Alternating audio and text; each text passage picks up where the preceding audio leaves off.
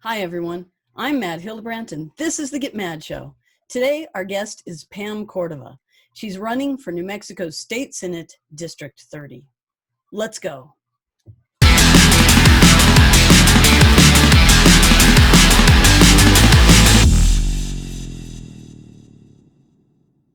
Well, welcome, Pam, to the show. We're really glad to have you here this morning. Thank you so much, Matt. I'm so glad to be here this morning. It's a nice, cool morning outside. It is. After all of this heat, it's really rather wonderful. Can we, before we get started with hitting the big issues, can we hear a little bit about you that you can share with the viewers? Just a few things that just make you a human and not a candidate. Just what makes you you. Okay. Well, my name is Pam Cordova. As you know, I am a 62-year-old Latina woman. I was an educator. I am married to Michael Melendez, and I'm the primary caregiver for my mom. And I've actually been doing this for quite a while because I also took care of my father starting in 2013. I have 3 fur babies that are very cute and very fun. I like to garden, and I just like to go out and have fun. It's a little bit hard right now being, quarantined. I'm not quarantined in 14 days, but I am staying home and staying safe. Yeah, and that's so important. That's what it's just a really important thing to do in order to keep not just yourself but everybody else safe as well. And when we think about that, COVID-19 has really impacted a lot of people, not just me and you, because of course I'm doing the same thing, mostly staying at home and going out wearing a mask, and if I do have to go out to the grocery store. So as a candidate, let's talk about COVID-19 and also how that affects you as a candidate. COVID-19 has affected me as a candidate. I wanted to run a grassroots campaign, which means going door to door, knocking on doors, meeting the voters, introducing myself to the folks in my district. And COVID-19 has not allowed me to do that. It also has not allowed myself and other candidates to have events. We often have house parties or fundraisers, and Democratic candidates join each other here and there in hopes of finding our constituents at these events and trying to get the votes. So COVID-19 has been a challenge, but we are making telephone calls and we are using our social media to try to get the word across. We are sending out literature so that voters can try to get to know me and know what I stand for. Yeah, I've noticed that this season there's a lot more mailers, and I know that mailers have been kind of looked down on for a little while, and you haven't seen a lot of them. I mean, we always see some, but there's been a lot more this time that are actually coming from candidates and not just from PACs, and a lot more happening on the internet, a lot more traditional, kind of like a return to the traditional. This is a style of campaigning.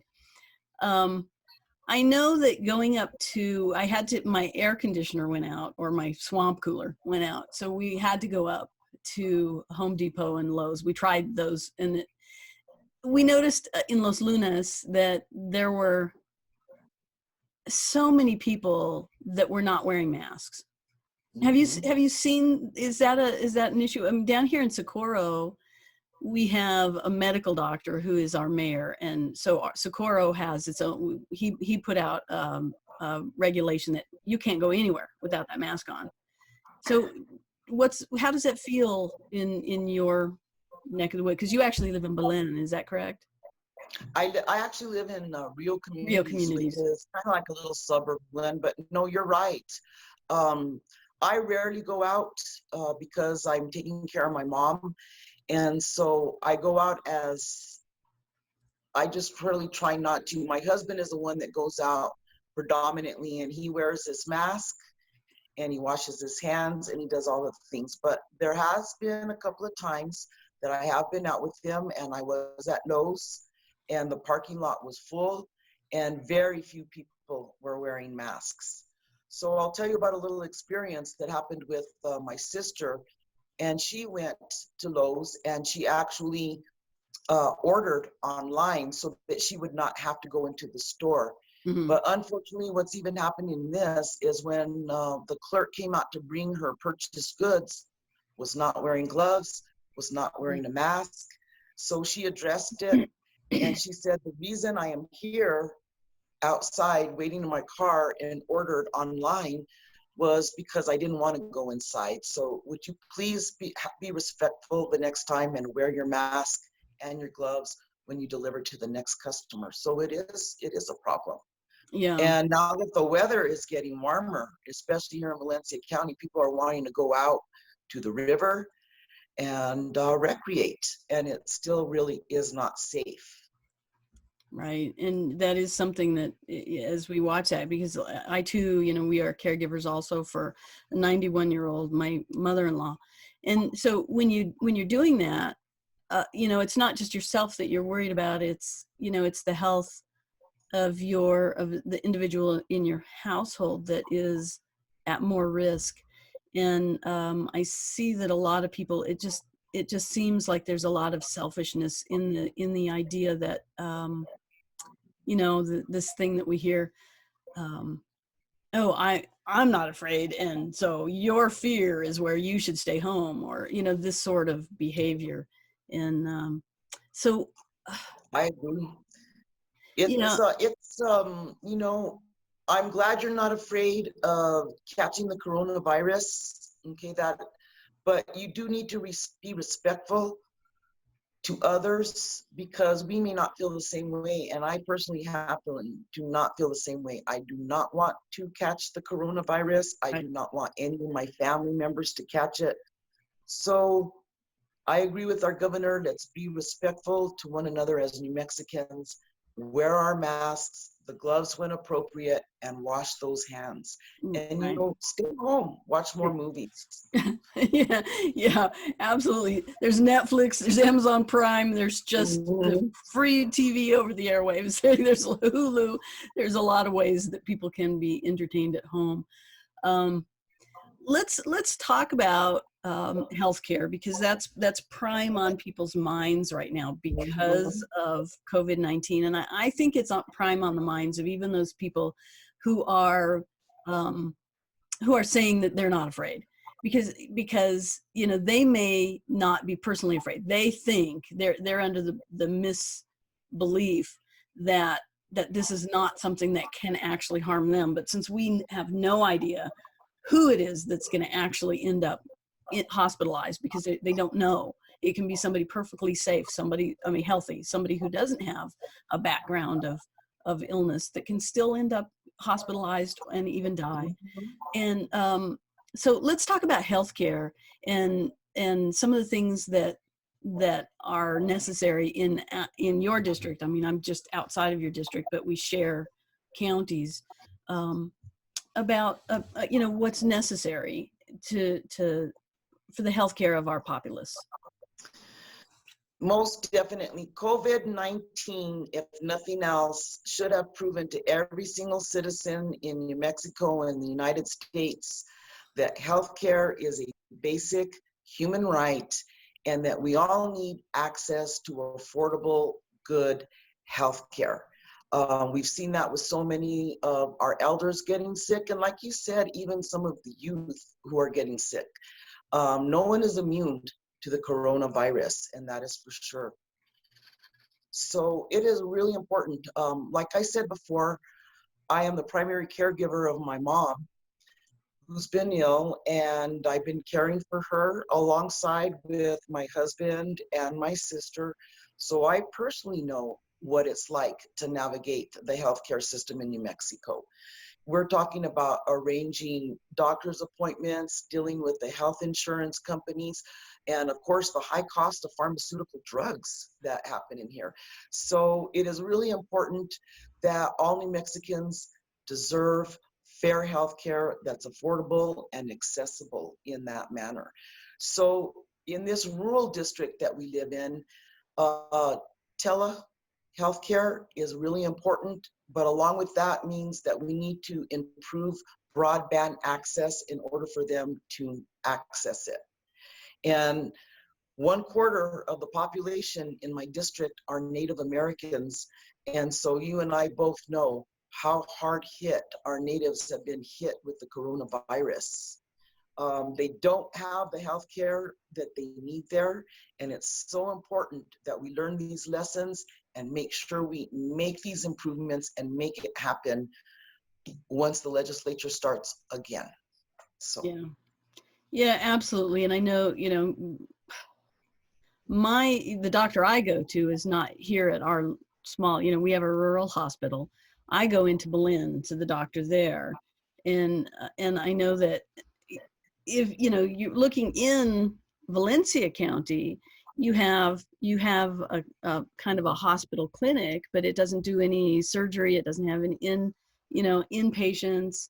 So and this is what we're looking at throughout your district, definitely, people that have to go from your community into Albuquerque for anything that's wrong with them, Yes. besides just primary care, you've got to move on. We've got to move on now. In Cibola County, they have a hospital, okay? But you're right, in Valencia County, there is no hospital. It has been an issue for more than 20 years. So if I am given this opportunity to serve as a state senator, I look forward to working with both with the county commissioners and the municipalities in Los Lunas and Belen, and decide where and when and how can we have a hospital, or maybe even perhaps a small emergency room. But I have been a product of going to the urgent care, and I'm going to say the majority of the time they cannot help me at the urgent care. And that I do have to end up sometimes taking myself, my husband, or my mother to the emergency room, which means that's a minimum of 12 hours minimum before you get service. Right, because when I think about that in Socorro, we do have a hospital, and we do have inpatient beds and for overnight care, but we don't have an urgent care. So if you need urgent care, it's the emergency room, or you're going up to Berlin, and then Berlin. We're going opposite like this. Okay, yeah. So we see that throughout your district, throughout the state of New Mexico. So when you're up there in Santa Fe, and being an advocate, I think that is going to be really helpful across the board, throughout New Mexico, and especially, like you said, with broadband access, because not only do we need that for telemedicine, but we also right now are seeing that with our children who are, in many cases sitting at home trying to do their homework or their schoolwork from home. And so let's actually talk about that. Let's talk about education, because I know that you are yourself a retired educator, and education is really one of your strong points on your platform. Education is number one on my platform. And I'm an educator. I taught for 26 years right here in my own community.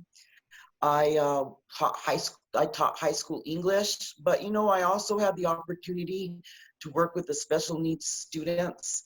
And so I did work with special needs kids in the intervention program in Los Lunas schools. And I had the opportunity to be the gifted facilitator for the Belen schools at Belen High School.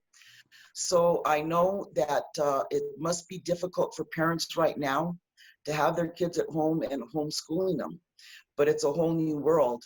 And I know that our schools are doing their very best to provide education as they can. But again, a student will need to have internet access in order to do this, if they want to do any kind of schoolwork online. Okay, I am an advocate and a believer, and this is one of the number one reasons I'm running. early childhood education. It is a necessity, and my opponent has consistently made sure that that doesn't come to the forefront. And putting a little Band-Aid on it like they did in the last session just isn't going to work. We need to fully support early childhood education and make sure that it's properly funded, because over and over and over again, the research shows that children ages 0 to 5, those are the formidable learning years, and this is how we get them. And early childhood education gives our students a fighting chance not to have to live in poverty or not to maybe even live a life of crime.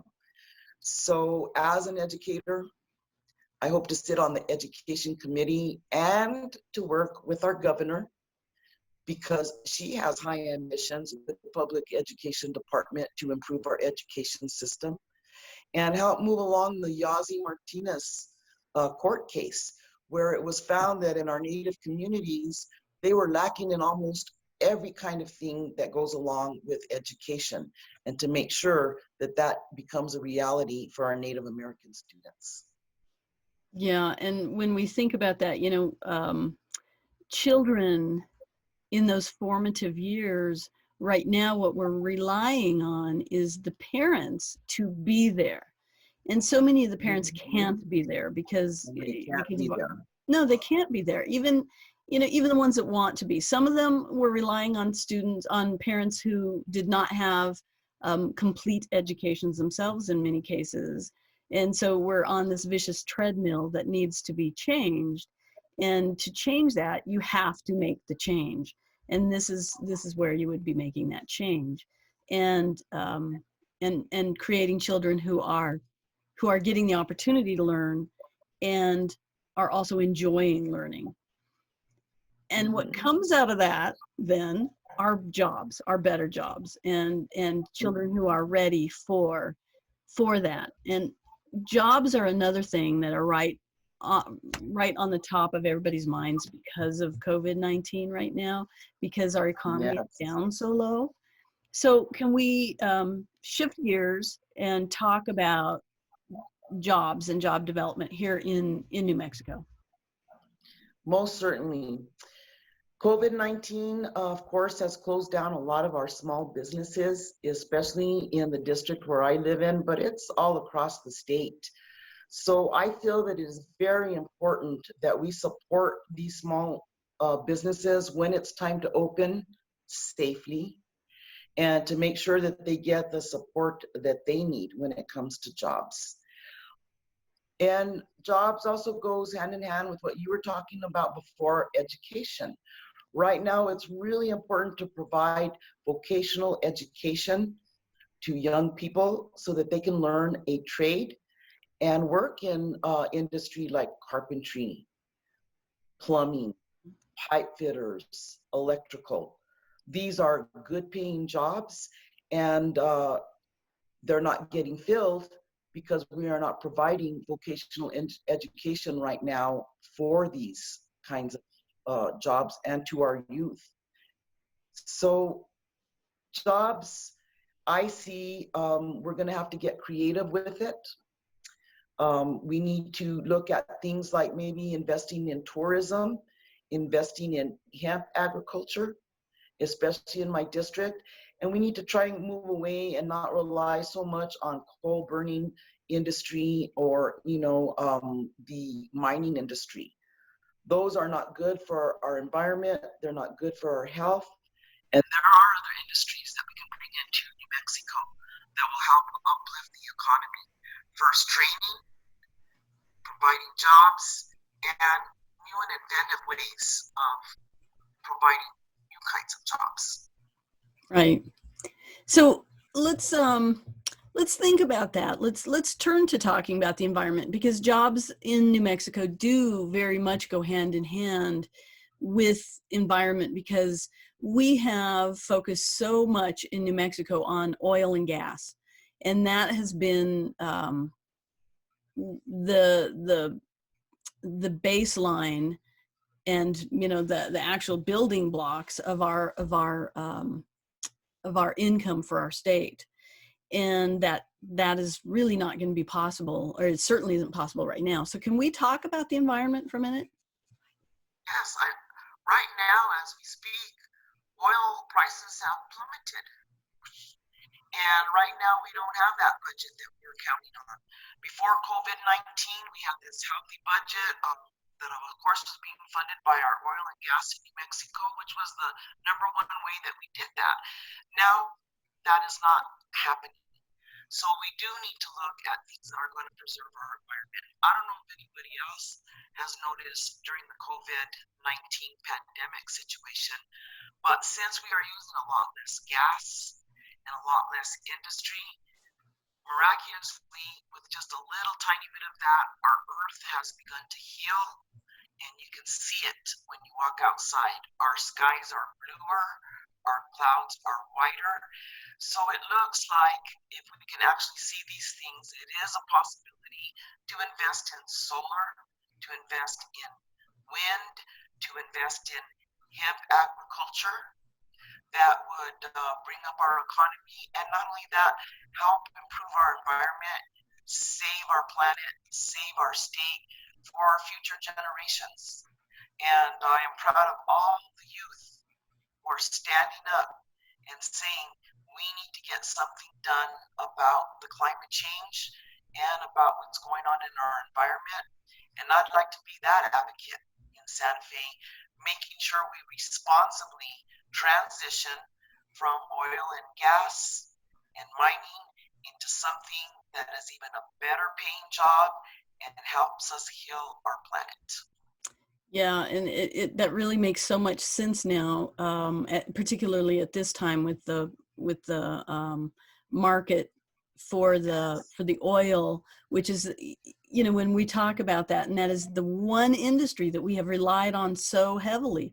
And when you're invested so heavily in one industry, and then that industry plummets, then look what happens. The income for the state has bottomed out as well. And looking at these new, at just making this change towards these environmental sources of energy, which we are so abundant here in New Mexico, would make so much sense. So we're at the very end. So I would like you to take just another minute and appeal directly to the voters, why they should be voting for you, and make sure that also if you could give them your website address so that they can look you up and donate if they wish to. I would like to tell the voters in Senate District number 30 that I am the best candidate to advocate and represent you in Santa Fe. Unlike my opponent, I am a retired educator. I believe in children, I believe in families, and what is best for them. I am being endorsed by Senator Martin Heinrich, by Congresswoman Deb Haaland, by the National Education Association, by the women's groups, and the majority of the labor groups. And what that says to me, and what it should say to my constituents, is that if all these folks trust me, you can trust me to go up to Santa Fe and advocate for the economy, for better paying jobs, for better healthcare for all that's affordable and accessible, and to start building on our education system to make sure that alone will uplift our economy in the end. So voters have a real choice in front of them, okay? And I hope that they will research me and my candidate, and you can find my platform at pamcordovaforsenate.com. And my telephone number is there, so please feel free to call me if you have any questions. And I look forward to serving the community like I always have, come June 2nd and then on to November. And thank you, Matt, so much. Well, thank you so much for joining us today. And it's been a real pleasure having you on here. And thank all of you out there for watching today. Make sure that you go to Pam's website and read up on her and learn more about her, and make sure you go to her opponent's website, check up on him, and so that you can see the difference between these two candidates for yourself. And then so that you are making an informed choice and the best choice that you can possibly make. And also make sure to hit the subscribe button down below so that you don't miss any of these important interviews with your candidates. And please, please vote in the primary. Primary elections are so important, and people don't realize how important they are so often, because this is your chance as the voting public to select your candidate, the one that you want to represent you on the general election ballot. So please, please vote in the primary, and then go and vote in again in the general election. And thank everyone for being here. And thank you again, Pam, for being here. And thank you, Matt, for doing all you do to help us Democrats get elected across the board. It is appreciated. Well, thank you so much, and thank everybody again for visiting, and we'll see you next time. We'll see you next time, my friend. Bye-bye. Bye.